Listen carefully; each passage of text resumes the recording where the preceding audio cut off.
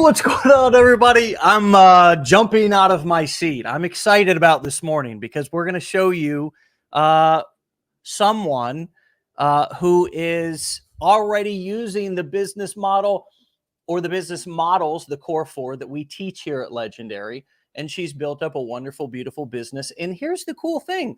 We can all see from this morning's guest that I didn't invent these strategies, nor have I ever tried to take credit for them. I've just been saying, hey, these strategies over here are what I've been using when I was an old broke construction worker, to build an actual life and actually, ironically, become an educator, even though I was also a high school dropout. But there's also a lot of other people around the world who are doing it too. And so please help me give a warm, legendary welcome to this morning's guest, Krista from Motherhood Simplified. What's going on, Krista? Hi. Yeah. Thank you for having me. I'm excited. Yeah, I'm totally excited too. Tell me where you're calling in from. I am in Ohio. Okay, nice. Rainy. Yeah. Ohio. I'm in Florida, so St. Petersburg, Florida. And so, cool. So we're in the country. We're not, do you travel at all? Have you worked with this business because it's virtual? Have you worked and lived anywhere else?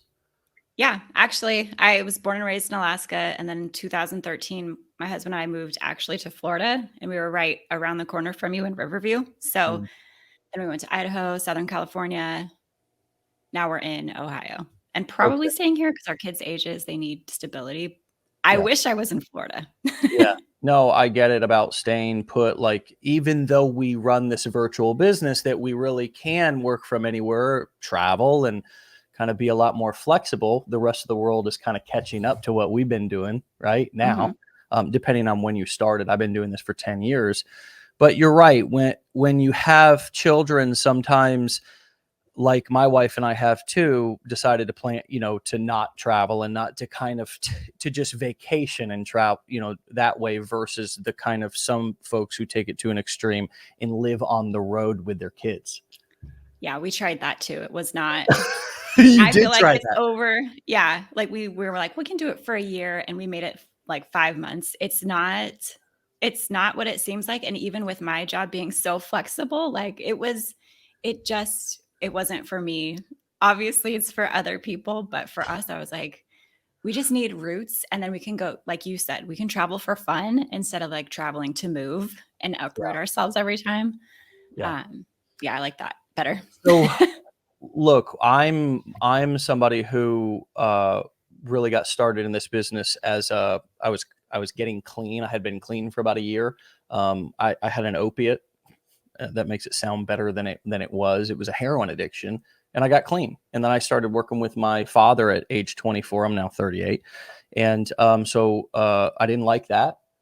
Didn't want to be outside in the hot Florida sun. And so I found this, and it changed my life. And now I'm like I said, a teacher, an educator, I guess, if you say. I don't call myself a mentor or a guru, just somebody who has some information, that's learned how to package it and make a living off of it. What's your story? How did you get into this? Yeah. Well, first, congrats on your sobriety, because I know that's a huge deal. I love that. I did not know that part of your story. And yeah, I think that's amazing. But I'm also a teacher by trade. I went to school to be a teacher. And the year I graduated and got my first teaching job, I realized very quickly it was not for me. I was looking around at these other teachers who had been teaching for like decades, and that made me freak out. I did not want to be in the same room every day, doing the same thing every day. And so I actually went out and opened up my own small preschool. And that was my first in Alaska. That was my first experience in entrepreneurship and realizing that I'm not meant to be an employee. And then, like I said, in 2013, my husband and I moved from Alaska to Florida. Very short notice, in like about 6 weeks time from deciding to actually doing it. I left my business behind, and the thing that I accidentally discovered was that because we were really broke, we only brought one suitcase each for each of our 3 kids, was how much easier my life as a mom became because my house was easy to maintain. I definitely don't recommend people only having a suitcase of stuff, But yeah, we got to Florida. Life got really easy. I had left my business behind. And so I had to work I was doing 2 teaching jobs basically for private schools to make ends meet, just because I had to do what I had to do. And in that time, because my house was so supportive of me, I actually had time and energy and space, like after the kids went to bed, to daydream and plan and experiment with things and figure out what I actually wanted to do. And I started a few blogs. Do I want to do teaching blogs? Do I want to do parenting blogs? I didn't like those because I don't know. I just didn't. And then about in 2017, I got pregnant with our 4th baby. We have 5 kids total. And I don't know. What was that? God bless you. I know it's a lot. How you do it. I mean, my wife and I have 2 small ones at home, and we're, I mean, it's like a full-time job. I mean, it really is. It's unbelievable. But, well, it's a wonderful thing that we have you on the call this morning, because not only can you show us about your business, you can also teach us your parenting tricks. So continue. Yeah. I mean, and with that many kids, I realized that if I wanted to have a career for myself and I wanted to provide for my kids myself, I had to figure out a creative way to do it. And that, so I got pregnant. I joined a Facebook group of other moms who were due at the same time, and we all got really close. And after we had our babies, we started doing this thing called house tours, where we would go live inside of the Facebook group and show each other our houses so that we could all feel better. Like, we're drowning in these messes and toys and chaos. And when it got to be my turn, they were all like, Krista, like, we all agreed we wouldn't stage our houses. We would just show the real messes, because my house is pretty clean for having 4 kids. And it was then that I realized, watching videos of their houses, not in a judgmental way, but that used to be our house too. Like, we used to have never ending dishes, like laundry, living out of laundry baskets, or laundry on the couch, or laundry on the beds, or whatever, toys everywhere, just all of the time. And I just asked them, like, do you want me to help you figure out how to have less stuff? Because that was really the key. I could learn that in hindsight. I didn't become really great at cleaning my house or having a chore chart. I just had less stuff to manage. So that was my thing. I kind of knew it intuitively and opened up a Facebook group and started showing them how. And yeah, it's grown to like over 50,000 members total in about 4 years, all organically. Yeah, your Facebook group, right? Yeah. Yeah, we'll put that up so people can find that as well. So, wow. So you never intended on now, how are you, just so we understand the big picture, how did you begin to monetize the business, and how do you monetize the business now? Okay. So I have only ever had evergreen courses. And when I opened up my Facebook group at that time, like I said, I had dabbled in blogging and podcasting, and I knew that I had found something that I could do long term. But I also knew that I didn't have time or the bandwidth to do like one-on-one coaching with people. It didn't make sense to do that virtually. It's easier to do it with them. And so I got them into the group, and I just asked them, like, here's some ground rules for how we're going to treat each other. It's kind of a sensitive subject when we're sharing our homes, and moms especially internalize that and make it mean something about them. So set some ground rules for like decency, respect, showed them how to ask questions, knowing that they would start interacting with each other, but I could use that as my market research for what are they actually struggling with? What are their pain points? What are their hurdles? What are their roadblocks? Create dialogue around it, and then offer them solutions in the form of, I ran them as live challenges first, kind of like what you do. And, just to get people through it and figure out how to walk them through the process and troubleshoot it and make sure I actually know what I'm doing and it's making sense. Did that for free a couple times, and then packaged it up into a little mini course. I think the first one I sold was $7 just to see if I could sell it. Yeah. And I made like $100 in a day. And I was like, I did it. Like, this is it. Yeah.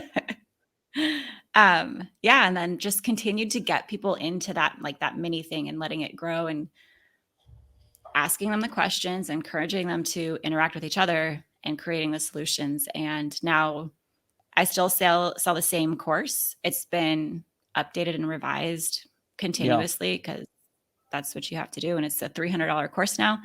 And that's all I've ever sold. Yeah. And is that your only offer? Is that the only, do you have any affiliate offers? Do you have any other streams of income within the same business?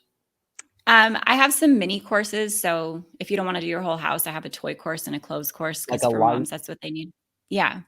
And Okay. actually, I've done some affiliates for other people in adjacent categories, like moms want simplifying meal plans or Yeah. um, things like that. It's a little bit of an income, but Yeah. then what actually ended up happening organically was the moms liked it so much that they're actually affiliates for me and they just recommend it to their friends. And they don't Nice. have, most of them don't have businesses themselves. They're just recommending it to their neighbor. Yeah, So, sure. yeah. Well, that's how we all start, right? We start by kind of tapping into our kind of warm market, and then that either runs out, we've sold everybody, or we've sold them everything we've ever had for sale, and they've supported us, and we kind of said, well, maybe it's time we go out and learn how to get some real customers here, or we just have a bad experience. A lot of us, have you had any bad experiences with any home businesses or anything that left a bad taste in your mouth, or something that you failed at that maybe it hurt your confidence, it hurt your, your confidence that you could actually do this? Yeah, definitely. I think the biggest thing for me were the failed blogs that I had before where I didn't know what I was doing. I would just do kind of embarrassing things like write these blogs. I didn't know what I was writing about. And I would like take pictures from Google and use them on my blog. And people are like, you can't do that. Like, that's actually, a form of online theft. I'm like, oh my God, like I didn't know that. That's how I'm I just started trying to, this. yeah, If you're I not did getting not a know few that. cease and desist letters at the beginning of your career, then you're not being aggressive enough. Right. Yeah. Um, and I think for me, the hardest part is like finding the balance of like putting myself out there as a mom, sharing parts of my story as a mom, and then opening myself up to be critiqued for that, which I think is one of the reasons I didn't like doing parenting is like I almost view parenting on the same level as like religion and politics, like it's deeply personal. Mm. And I've had people who message me and say things like I'm depriving my kids or um I'm like, well, I'm not. But I think that's the most discouraging part. But also, I think I'm at a state For you or for them? for me. Yeah. Yeah. Yeah. You know, f um, And but you're struggling with different things at this point than you were at the beginning, right? I mean, a lot of our people are struggling with kind of just getting over the initial fear of launching something or getting on video.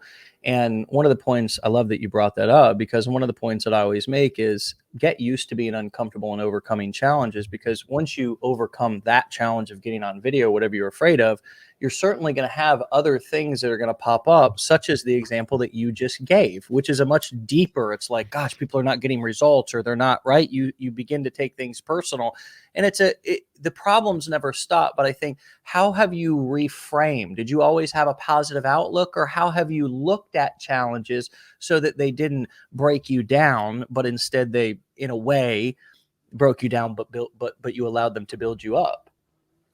yeah. So, yes, I think there's always a degree of the people who buy your stuff who just aren't going to get results. And it's nothing to do with the product that you have. And I've definitely had that a couple times. I've had people who, will buy it and then because it's an online product, take it all and then file a dispute with PayPal, which is like, what the heck? Like, why would you do that? And then they'll send an email, about how terrible it was, or it hasn't happened a lot. It's very small, but like you said, you're always going to have that small percentage. And those are discouraging. And then I think there is another percentage that you will always have where your content is really great and people just need a different kind of support than what you're able to give. And Mm, me being able to accept that was a big deal. And I've learned how to kind of reframe it for those moms, especially because they're like, I got this. I know that it would work. I know that if I could just figure out how to do it, it would be amazing, but I just can't figure out how to do it. And I think that's part of the process with anything. Like sometimes you have to experiment. Like maybe you needed a one-on-one person, or maybe in, our case of what I do, you need somebody to come into your house actually with you and to do it with you. And that's okay. But I've been able to create an environment in response to that where I've been able to, set up like a decluttering calendar with them so that they can Yeah. get together with other moms and do it together. Yeah. Because I can't actually go to their houses with them, but I can create, an added layer of accountability for the people who are already there in the, in the ecosystem that I've Yeah. created. So, Yeah. yeah. How important do you think a lot of our students and clients are using short form video because that's what's hot right now? TikTok, Instagram Reels, Facebook Reels. These are all strategies that were not around when I first started, and I oftentimes find myself talking in a way that like a grandpa would, like, back in my day, we used to have to walk both ways uphill. But it's true. When I started, pretty much the only option was either long form YouTube videos or blogging. And so, can you just give us first of all, can you remind me when you got started? And can you give everybody who just got started this year a little bit of a look back at what it's been like? And where do you think it's going? Or how do you make sense of all the changes that happen in this business? Because there's so many changes, and a lot of the old principles and strategies that have always worked still work. And so it's like we get a lot of clients who get caught up in the mechanics. I call it. It's the mechanics of how does this platform work or whatever, versus the dynamics, which is a lot of what you're talking about. How to win friends and influence people.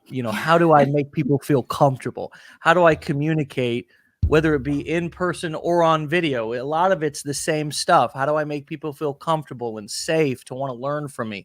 So even though a lot of the things have changed on the internet, what is still the same? What do people need to know to be able to succeed back when you started? But also, what do they need to know to succeed? What is the same now that they can use to succeed that will always be a timeless principle? Yeah. So I think the thing that is always going to be the same, and I love this question because I've been diving into how to figure out how to use Reels and all that in my business too. But the thing that's always going to be the same, no matter what, across any business, literally anywhere, anytime, is that your people need to know that you understand them. And the way that they know that you understand them is by very clear messaging. And, do you understand what their day-to-day life looks like? For moms, especially, and I know you have kids too, right? So, people need to know that you understand running a business with kids. And that's a different thing than running a business without kids.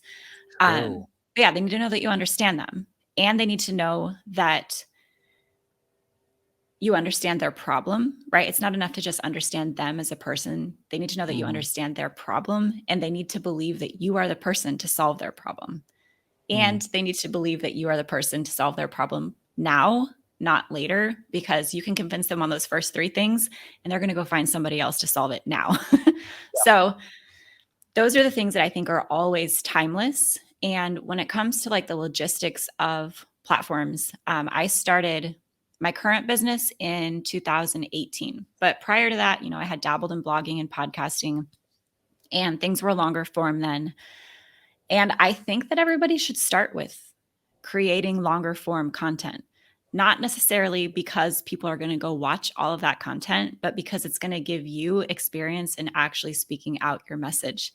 Like I can listen back to my podcast, my very first podcast that would be 30 minutes.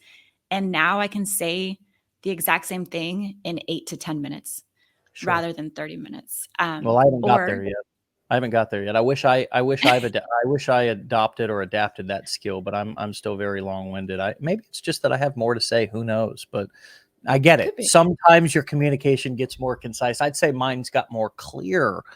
My messaging. Wow. It's like I didn't realize how unclear I was about who I was trying to talk to, what I was trying to say, and what I thought that the solution was. Meaning that, not only was I unclear about my customer, but I was doing so many different things over here in my business that I wasn't really showing the marketplace any consistency that they could trust or rely on.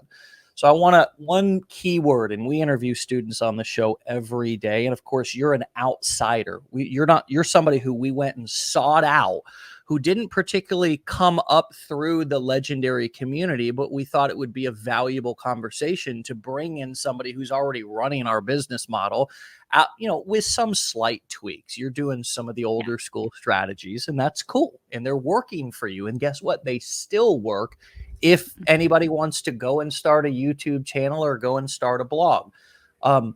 However, there's this, the principles are the same, and a lot of all of this boils down to not production quality, not how many Lamborghinis you're standing in front of, or in your case, how many perfect little children with a beautiful house you're standing in front of to show everybody how perfect of a solution you could sell them. People's, forgive my language, built-in bullshit detector starts going off when that is your marketing message. So how did you get comfortable in your own skin? Or, because I don't care if you're talking to moms or you're talking to entrepreneurs, I sit right here sometimes in a shirt that I just picked up off of the floor. You saw me. I'm breaking into my office house this morning, trying to like get on this call and everything. I mean, it's taken me a while to really get comfortable in my own skin and just sit here every day, not need to be out, going live in front of the G-Wagon and being because I talk to entrepreneurs, but human beings want to put on that front to come across better, more, all-knowing, more of an expert, whatever. Now, I tell affiliate marketers, you don't need to be the expert. It's not good if you come across as the expert, because they're going to judge you. Let them judge the product creator, who's probably has a more seasoned pitch.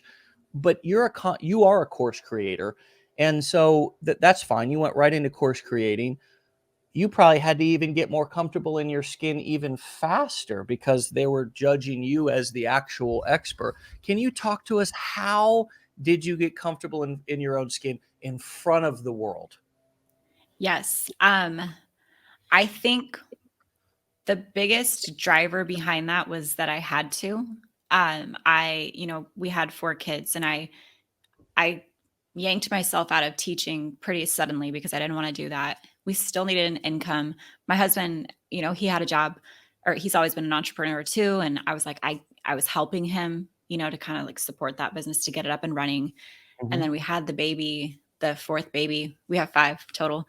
And I couldn't help him anymore because he's in insurance. It's more professional. I'm like, they can't hear babies in the background. Like, it's not going to work. There are certain industries where I think nobody thinks that's cute. They're like, oh, all the corporate people are like, oh, shut those kids up. Us Right. entrepreneurs are like, hey, shut the kids up, and everybody's like, we don't even hear kids anymore, right? They're always there. Yeah, and so I mean, it was a lot of desperation. I think I had to figure something out, and I had to figure something out creatively. And like I said, I had that moment in that due date group with my mom friends where I was like, I have a solution. Like, I've mastered this accidentally after we moved from Alaska to Florida. Like, I've spent the last 5 years accidentally mastering making my house really easy to be in. I'm going to teach.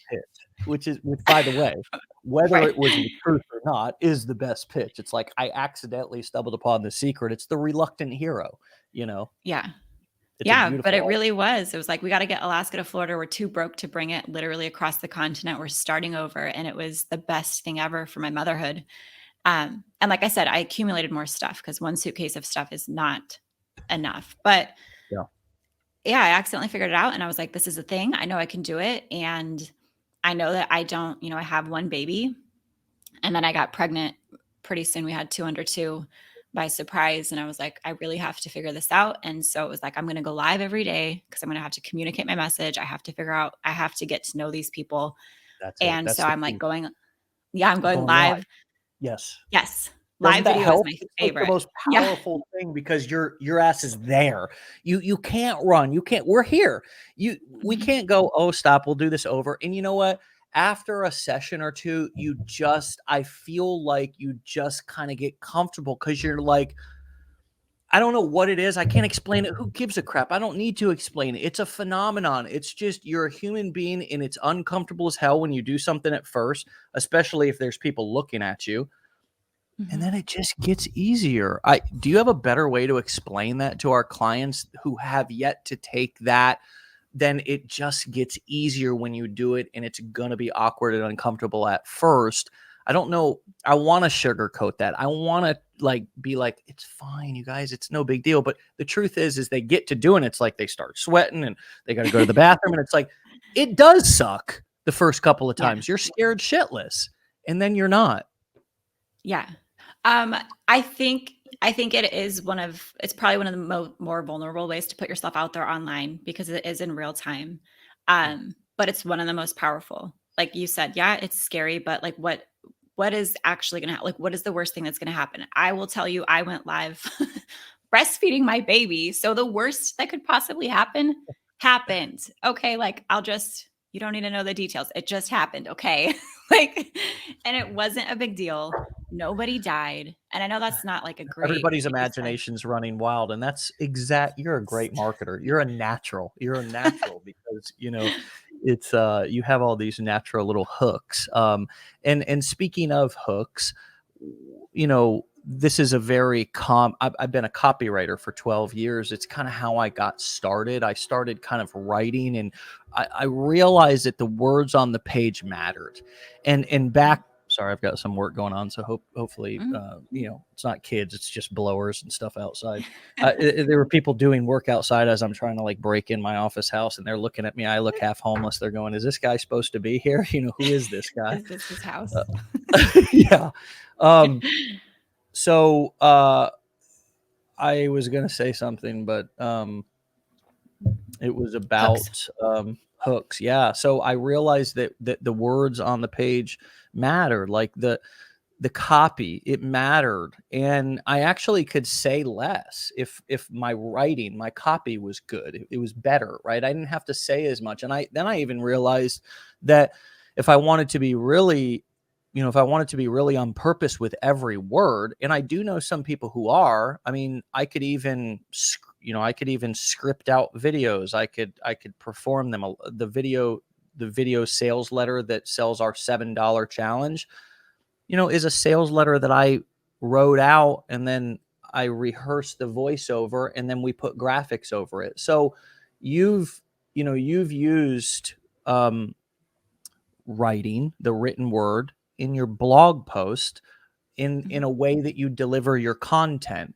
How have you used copy or words to persuade? And what is your outlook on the importance of copy in learning to write persuasively, whether that be on a sales page and you're selling a course, or whether that be via your emails or even your social media posts? What's been what is copywriting? What role has it played in your business, and how has your relationship developed with it? This is a fun question, because this year has been me distilling basically 4 years of my written content. And like you said, I would write long things. And it was almost like every single time I'd get to the end of the blog and it was like, oh, that's what I'm trying to say. And I think the way that I've been able to become persuasive and specifically increase my sales, right? Because that's the point of my business, is to increase my sales, that have done a lot better this year, is finding those key points that kind of go back to what we were talking about, like, what do people need? Like, what are the things that are always the same? They need to be understood. And so I use reels, actually. Obviously reels are great to create engagement and gain awareness, but I use reels to practice my messaging, like point of what I want to say, so that my audience feels like I either understand them, I understand their problem.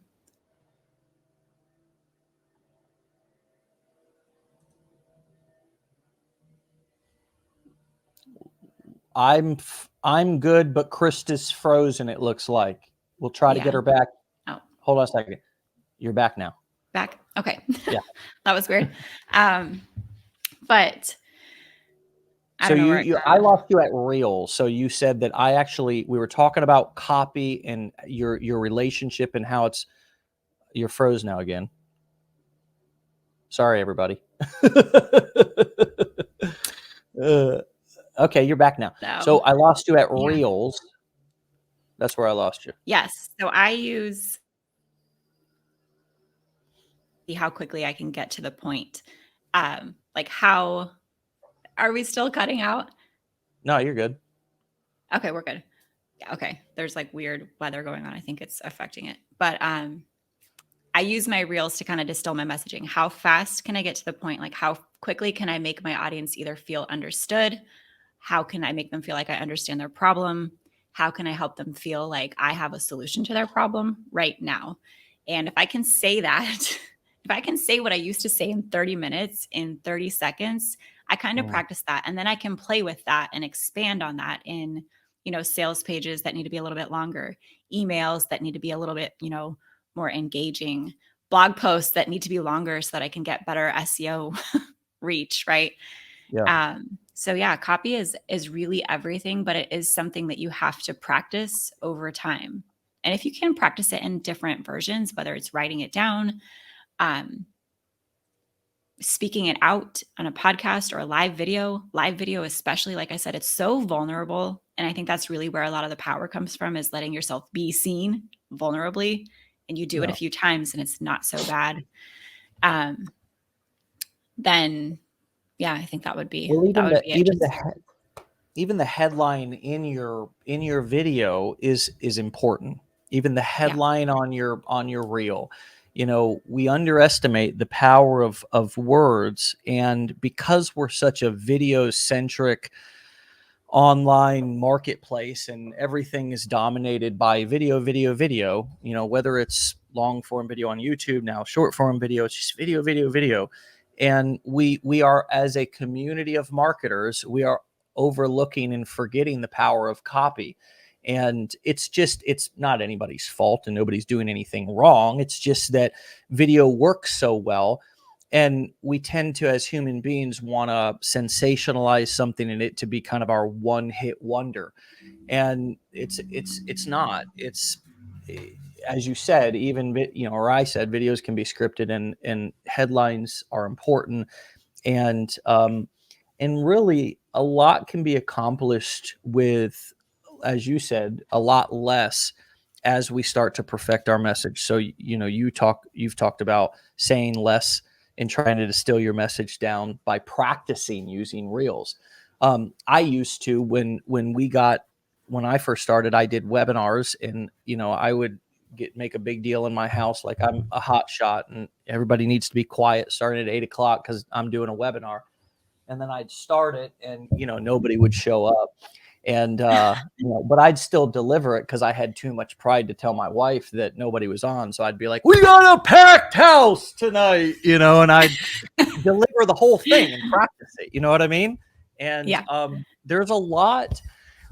That's one of the things that I relate to. And I really celebrate that Gary Vee says, which is create the content and post it, even if it's for one person. Even if only one person views it. And I think a lot of us get so discouraged because we've already felt like a number our whole lives. That's a common feeling. And now online, we're just numbers too. How many likes did we get? How many followers do we get? How do you maintain a strong and healthy self-esteem surrounded by all of this opportunity to compare yourself? Oh, okay. Great question. And I have also delivered webinars to myself because nobody showed up. Very embarrassing, very discouraging. But again, just like taking it as an opportunity to practice, I think is very helpful.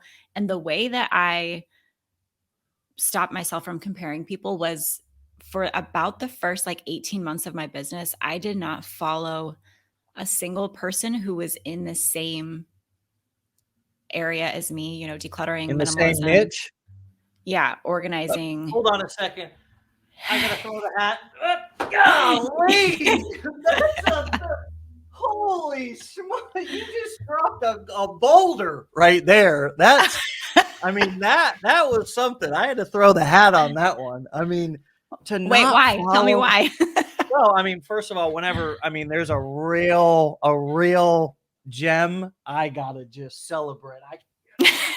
That was it.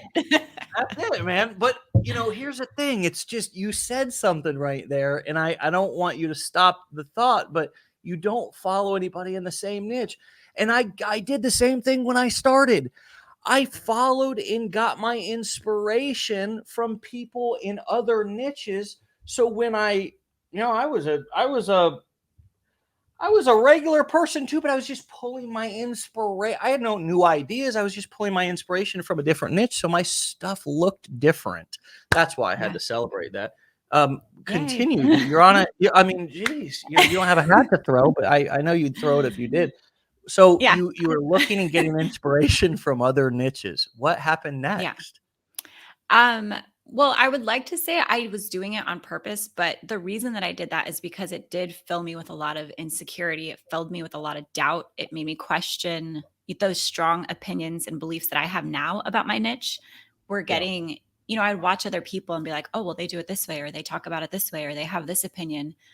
Maybe I should also have that. And I wanted to get very clear on my own messaging, and I wanted to be able to infuse it with my story and my experience of moving Alaska to Florida, right? Like, that's a good story in itself, but it wasn't enough. I wanted to be like, I wanted to understand, like, what happened? Like, why didn't we reaccumulate all of our clutter? Why, how did my relationship with my kids change? How did my relationship with my husband change? And when I was watching all of these other people talking about the same thing, it's way too easy to compare yourself. It's way too easy to absorb their message as your own. Like, I've seen lots of people, because after I had gotten enough sales and created my own stuff, and I felt confident enough in that, then I started looking to see what other people do, for the purpose of collaborations. What kind of gaps can we fill for each other? How can we cross-pollinate markets and things like that?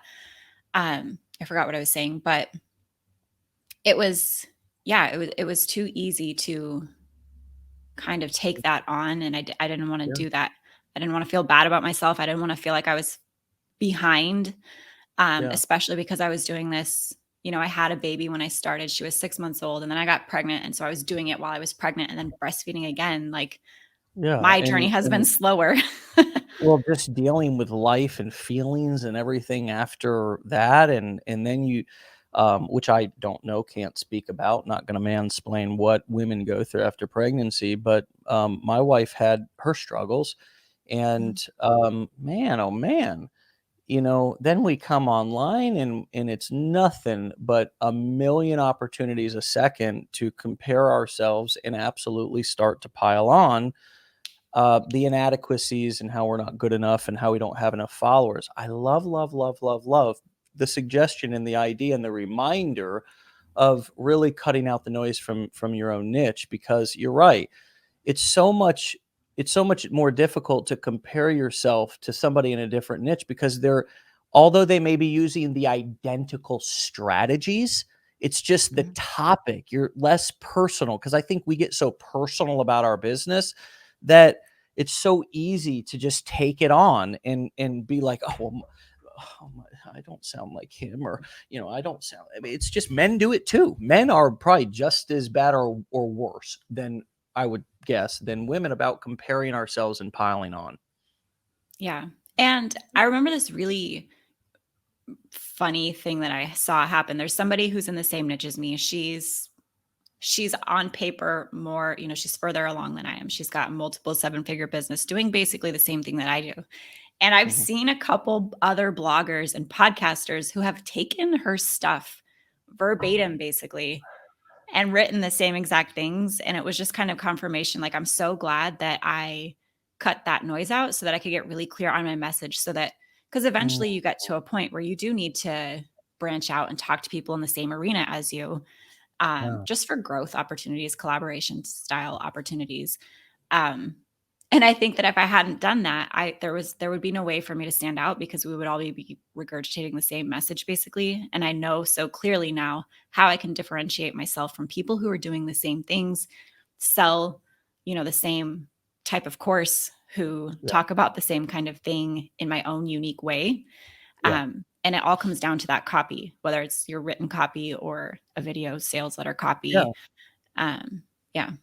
Your message or your messaging is really something that you can come up with at the very beginning, and most likely it's your most simplest, most, the idea that you were most passionate about. And we wrote this F average, be legendary. I mean, that's one of the things that I've said for a while. We've got a tagline on the front of our website, which is, online marketing delivered simply and with integrity. And I think I wrote that line 6 years ago, something like that. It's still true today. I haven't thought of a better one, and it's not deviating away from those ideas and sticking with them.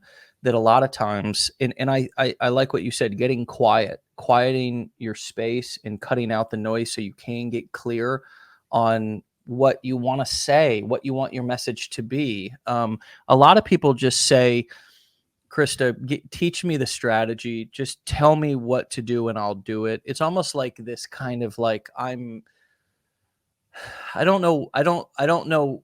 There's obviously different people have different intentions, or they're coming from different places, but whatever their intention is, whether they're just so tired, whether they're lazy, I don't know. Whether they've been done wrong legitimately and they've been victimized, I don't know. But they come with an attitude. A lot of people come with an attitude of, and I'm sure they do it in the parenting space as well, which is just tell me what to do. Yeah. And what I tell people is you got to participate in your own success. You can't get mad about the results you didn't get from the work you didn't do. How do you explain the work to your clients or to your audience, and also remind them that it's going to be hard, but it'll be worth it?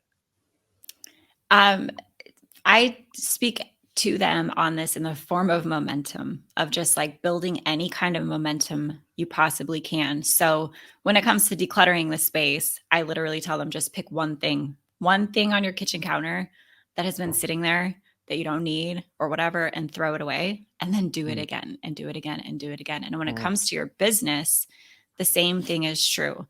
And you kind of touched on it earlier, where, create content, even if it's for one person, create content, even if it's for nobody, because online content is almost all of it is evergreen to some degree. And that's how you get started. You just write the stuff. You just write the post, you write the email, you write the blog, you make the sales page, you record the video, you go live, you just do it and build that momentum. And I know that's really hard for a lot of people. And I've got my own experiences with this too, where, there are some times where it's like, you just can't figure out how to do something. You just can't figure out how to take a step. And I think that's okay. Maybe it's because you're trying to take a step you're not ready for. Maybe it's you need to take a step in a different direction. Maybe it's a simpler step or smaller step. Maybe you're taking the steps for the wrong reason, which I've done too. I've like hired people thinking I hired a copywriter thinking it was going to be the person that made me successful. And it was like, that did not work. And it's because I hired them with the intention of thinking they'll just do this for me and it will work. And that wasn't enough, So yeah, just any small thing you can do. You can't create anything if you're not moving. You can't. And it doesn't mean that you have to sprint or run. Like I definitely couldn't do that to that degree when I'm, literally giving birth. I had to slow down, but there were still things I could do, right? Yeah. I was still able to create engagement within my community. I was still able to focus on the, what was already there. It was just slower steps. And I knew it wouldn't be forever. So even if your steps right now are small, it won't be like that forever. What would you say to the word consistency? And I may have brought this up, but maybe I didn't ask it clearly enough, but you're alluding to it right now. And I want to make sure that I get your take on this, because what we find is a lot of people who say, well, I've been doing this for 2 weeks, or I've been doing this for 2 months, or whatever it is.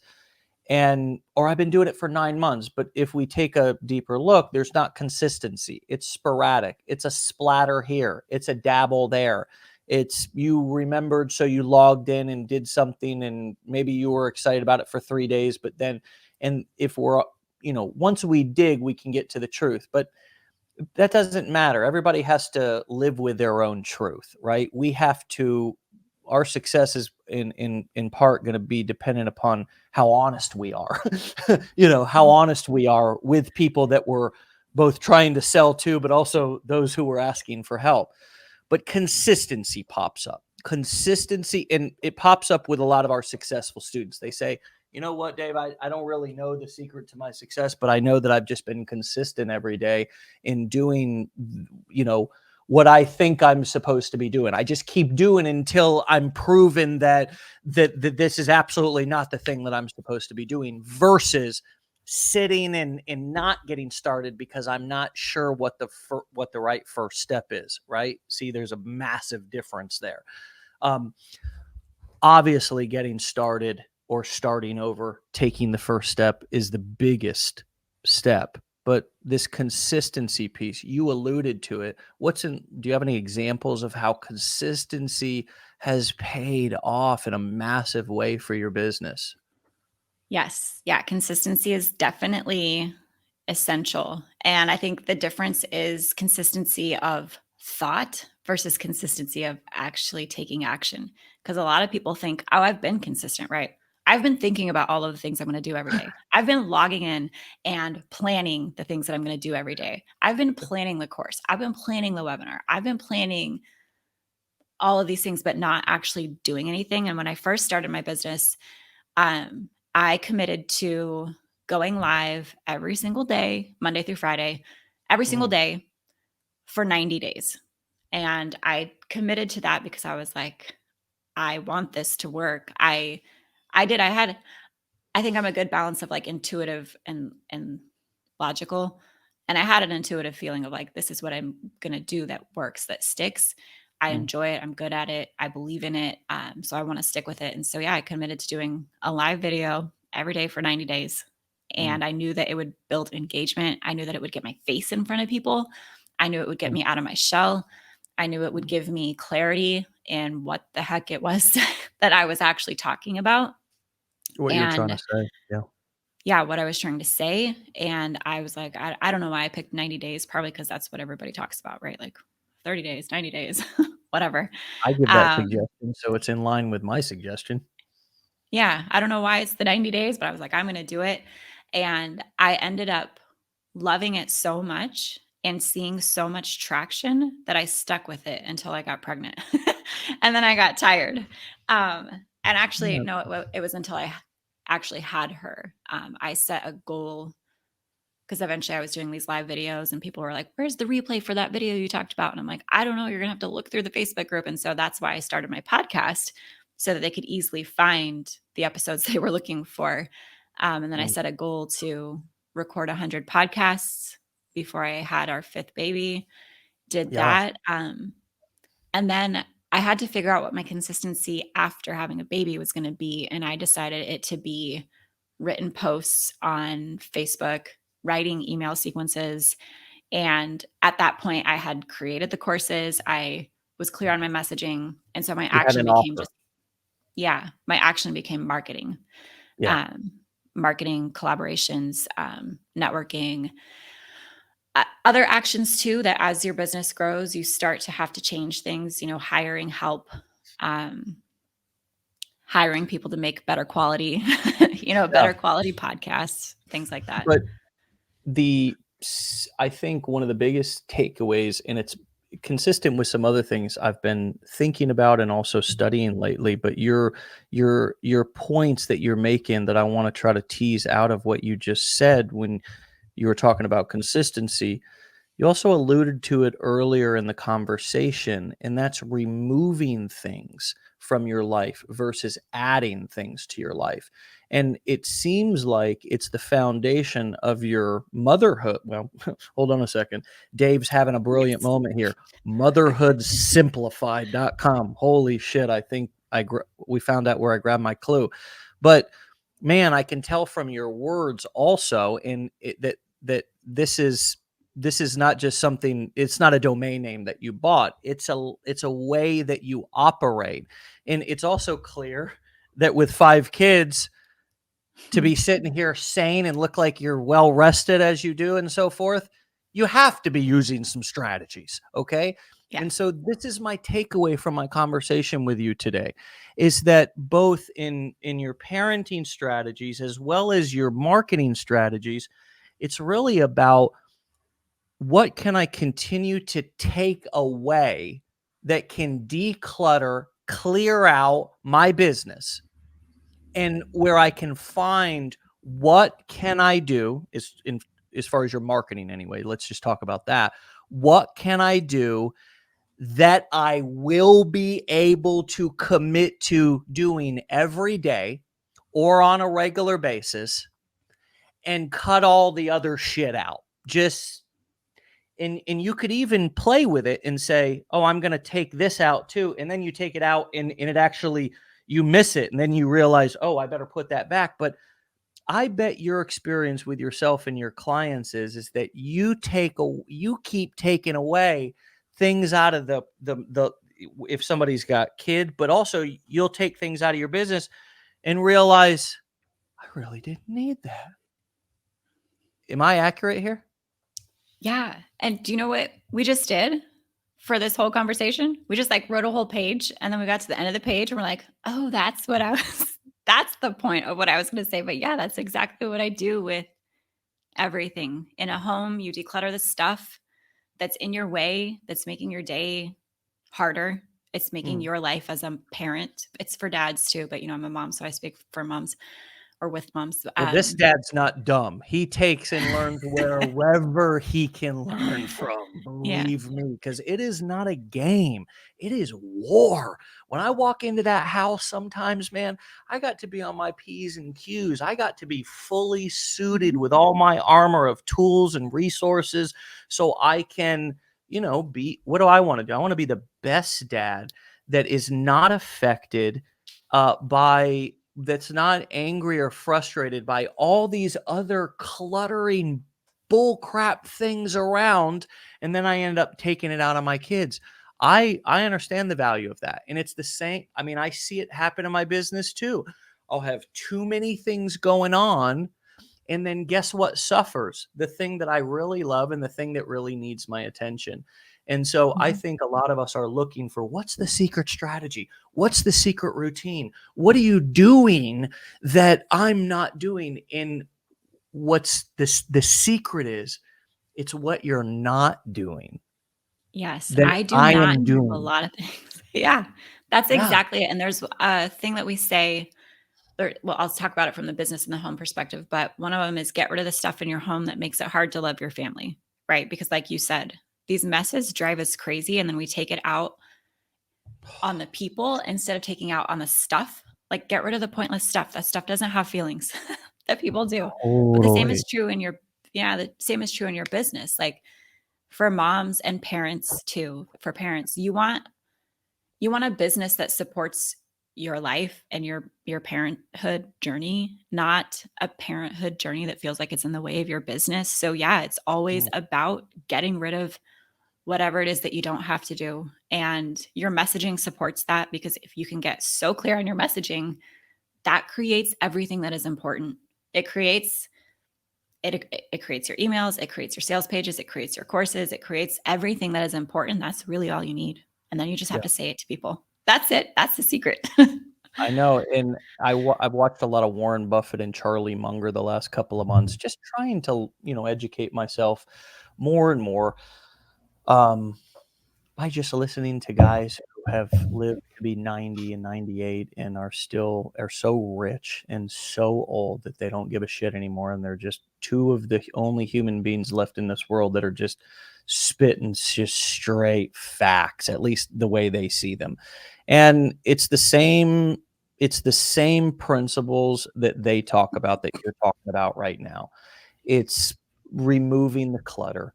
It's simplifying. It's not getting, one of the things that I always tell our clients and students is, if there was a secret and I want it and existed or what, look, I've sold them all. I've bought them all.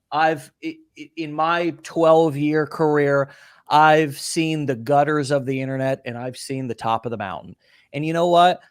I just choose to just not participate in any of it, because what I've realized is all the glitz and glamour, all the fame, all the, you know what, the just the trash and the flash. Yeah.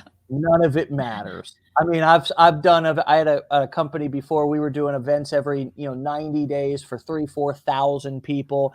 I mean, look, you might be the man for that 15 minutes on the stage, but when you get off that stage and you and your wife are about to get a divorce, your life sucks. Your life, I hated moments of my life because I had too much shit going on. My ego, I had all this crap.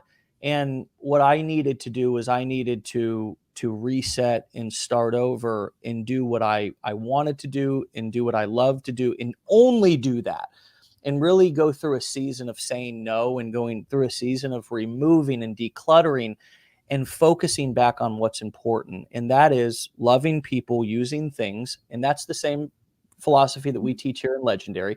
Don't get all emotional about your platform, about Facebook, about if they kicked you off, or don't be like, oh, did I do something? No, it's just an algorithm. Just focus on self-care here and focus on loving and supporting your family, especially if you want to start a business.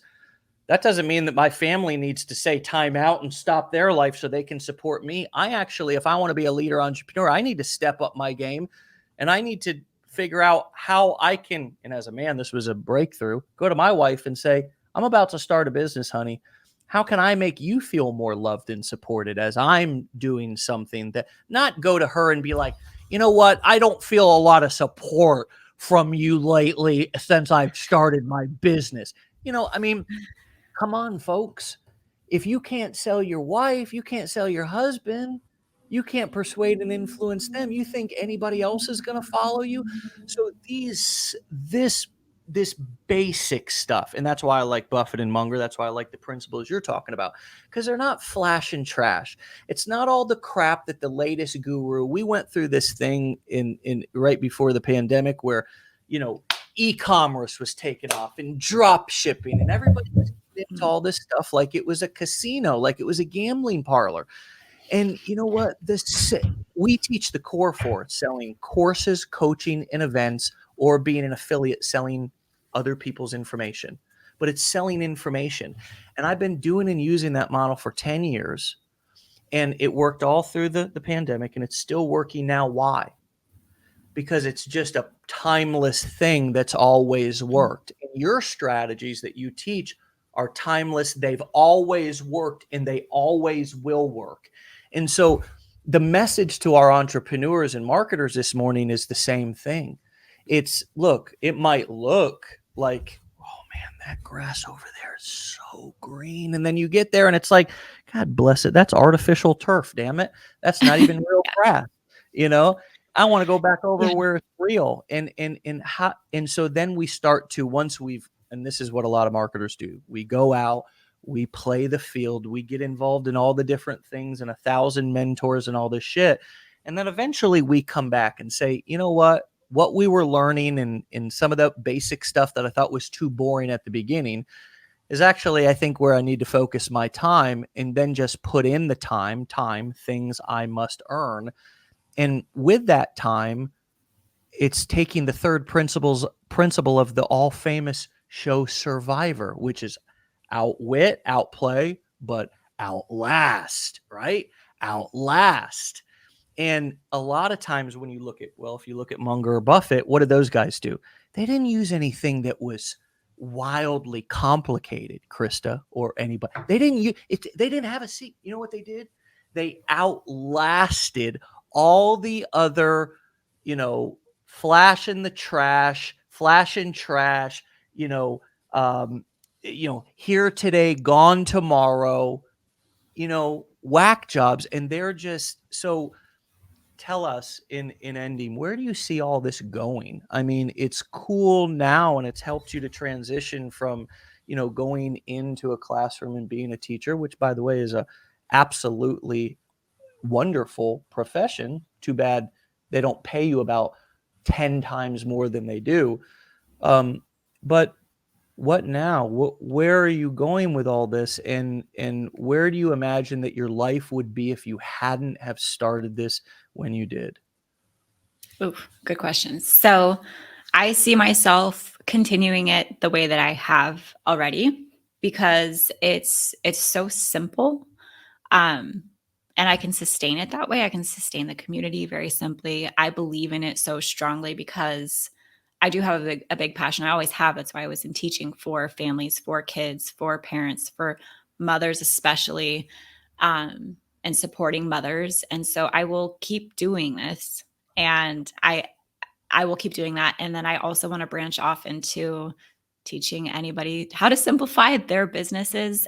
It's not something that I do, very new to it, but I love so thank you for having me here because this is, I think, part of doing what I did with Motherhood Simplified is like communicating the message and Yeah. reaching people and then figuring out how to like support people in that way too, because we're in a society and we're in an economy where I think being an entrepreneur is almost essential for self-sustainability. Should I just spill my Oh, drink? oh, What you said was so damn powerful. I spilled my drink for I am Christmas. No, seriously, I really just what you just exploded. said. No, that was a powerful statement, and I really Oh, I've never heard anybody say that before, and I think that's so true. People yeah. need to have entrepreneurial skills to survive nowadays. Yeah, Never whether thought it's a of it. side hustle to supplement, I think it can be if you do it in a simple way, right? If you and it's all trial and error, but I think if you can do it in a simple way where you're just doing what you have to do to get through, it's deeply fulfilling, right? Because like I said, I love my work. I love Motherhood Simplified. I will keep doing it. Mhm. Um, but I think it's a great way to build sustainable families as well with flexibility. With if you have a lot of kids, like finding childcare is very difficult. Like if I can help other people start to either plant an idea in their head of what's possible for them, maybe show them some steps along the way, I would love that. I would love that too. So Yeah, that's where I see myself going. Um, I don't know what exactly that looks like, but I do. if I hadn't started, you do. I know you do. This is where you are. Right, you know For where I'm me, going with parenting. I know where you're going with your marketing and your business, yeah. or at least And what's if I hadn't possible. started it, yeah, if I hadn't started it when I started it, I don't know that it would be the same topic of like decluttering, which is like to me, I'm always like, I teach decluttering. Like that sounds weird. It's so much more than that. But I would have figured out some way to still do it, whether it was through, you know, pregnancy, which was one of the things, should I be a midwife? Should it be a I doula? Like, know, there's what so should I we had do? midwives, we had doulas, and I'm gonna tell you something, they changed our life, they changed our birth, experience, and you're just naming off niches and topics that people can could get into. And you're Yeah. right, you could have got into any of those. And the beautiful thing is nowadays it's more profitable to sell picks and shovels to the people doing the job than it is to do the job itself. It's more Yeah. profitable to show people how to do it better, how to get more leads, how to how to grow their business, than it is to actually be the plumber. What would you rather do? Would you rather be down? I can remember going with one of my plumber friends, and we got down in the back of a takeout Chinese food restaurant that the grease trap had overflowed. We were down in the manhole, and I had a spiritual awakening. As I had my boots down in the sewer, and I'm in everything under the sun that you don't want to be in. I had a spiritual awakening. I saw me and God had a conversation, and I said, "Well, thanks for showing me this, pal. This ain't what I want to do with my life." You know what I mean? And Yeah. so it's like, yeah, I'd rather sell the picks and shovels. I'd rather show the plumber how to grow his business, how to get more leads for his business. And what does that do? Two things get accomplished, right? I don't have Yeah. to do plumbing and hang out in sewers, and he loves me because I'm helping him grow his business. Mhm. It's I don't If there is a secret, folks, you've landed on it and you just don't know that you have it yet. You know what I mean? Because the secret is that if you can figure out how to sell courses, coaching, or events, or be an affiliate marketer. And I say those because that's what I teach. I don't know e-com. I don't know how long that's going to be around. I don't know if I can compete with Amazon, anything, but I know I can compete with you, Krista.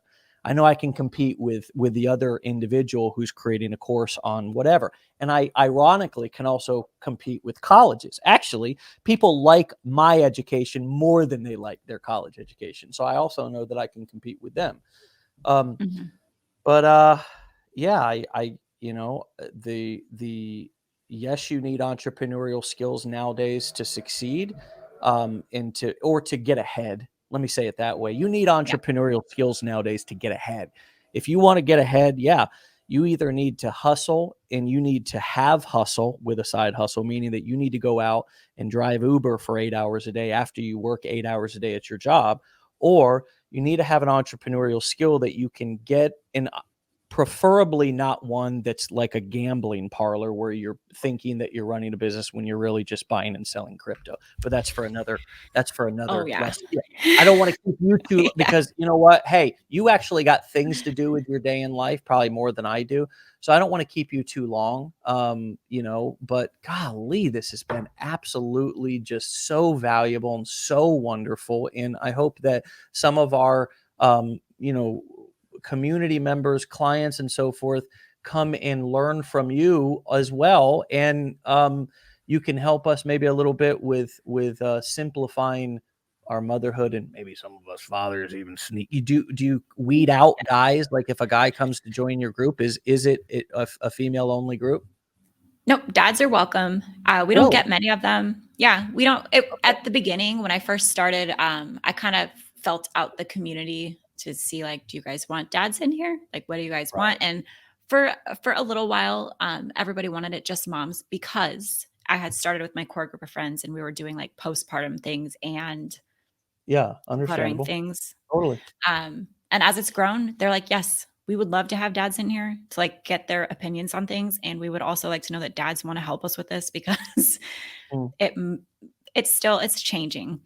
But a yeah. lot of it still falls on the moms. And then there's single dads. There are dads who want to know how to do this. There are dads who want to support the mothers in their life, whether they're married or not. So yeah, dads are welcome. Well, that's fantastic. We've had your information up, so people know where to find you. Your Motherhood Simplified Facebook group, and then Mhm. motherhoodsimplified.com. And hey, man, be legendary. Tell your husband Yeah. I said hello, even though he's not here. He doesn't seem to be a part of this business. You're the sole face of it and the sole kind of operator. Is there anybody else who? Are you still a solopreneur in this business, by the way? Kind of. I have had contractors on and off. I'm still kind of in growing pain phases with that, because like I said, I had babies right at the beginning of 2020, and then the pandemic hit, and then we moved across the country. And so it's just been slower. And so I've hired people to help me fill those gaps.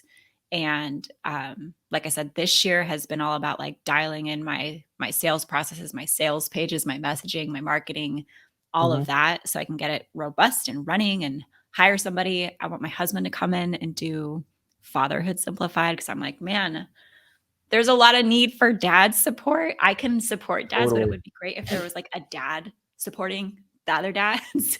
Yeah, um, yeah, for sure, for sure. But man, wow, never underestimate the power of speaking to both mothers and fathers, and never underestimate your potential. And I know you know that, and you found that out. But there's examples. Matthew Hussey is a guy who speaks to women in the dating and relationship niche, and there's other examples of people who speak to the opposite sex. But yeah, yeah. I feel your vision, and I hope it works out for you. As an entrepreneur early in my career, I had a vision for my wife and how she was going to participate in my business, and it didn't work out that way. It worked out differently. Actually, it worked out in a way that I prefer that it didn't work out the way that I wanted it to work out. But each journey is different and unique. Yeah. Oh, geez. There's so many more things we could talk about, because this is kind of where we're at too, with like, what are our, like, how are we going to move forward with this? Like, I want him in more. I don't want to be somebody who's like, I'm going to retire my husband. I don't want to do that. But Right. Yeah, like, yeah, I know that type, or I've heard that message from people before. Women wanna retire their husband. It's very generous.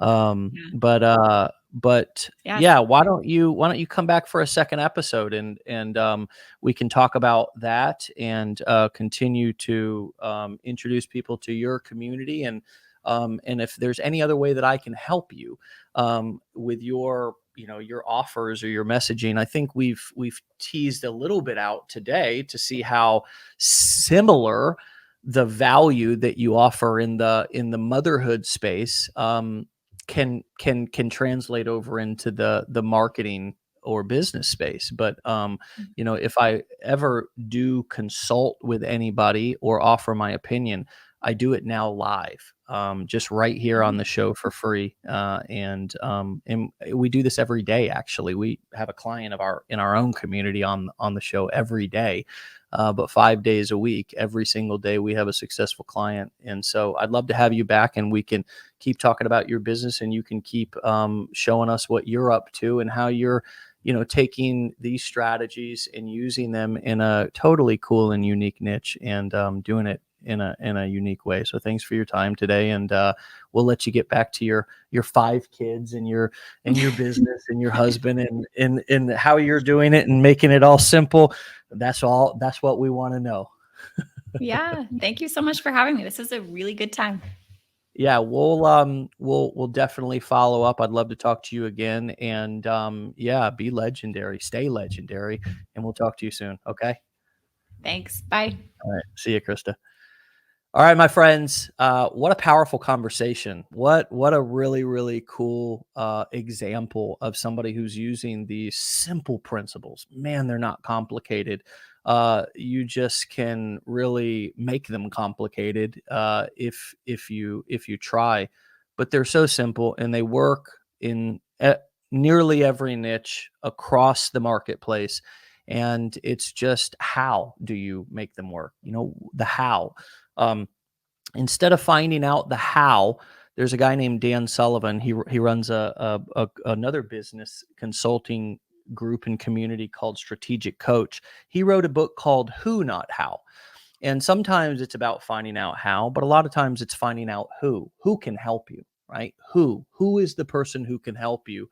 And that, with that philosophy, people become really valuable, and you take a lot of the stress off of your own shoulders, because you don't always need to find out the how. That's one of the reasons why we have the education that we have, because we we've happened to be the who for a lot of folks out there who figured out how through our courses. And so it's always cool to find somebody out there who's been doing this for a while, and show you that these are strategies that work, and have worked for a really, really long time all around the world. And so join us here tomorrow for another episode. I want to thank Krista from Motherhood Simplified for coming on and delivering so much value today. It's really incredible. Speaking of, if you're brand new, we've got some, or we recently had a massive, accomplishment by becoming the 63rd fastest education company that's privately held in America. We were part of the Inc. 5000 2022, and it was a real honor to be a part of that. So we may or may not have some cool stuff coming up in the actual magazine itself. We'll let you know about that, and make sure that you listen and know about the fact that we have this show on our podcast and on our YouTube channel, as well as on this page itself. In case you ever want to come and catch any of the replays, you can do so. With that being said, have a great day. Be legendary. We'll see you back here tomorrow for another episode at 10 a.m. Eastern time. Get out of here. Peace.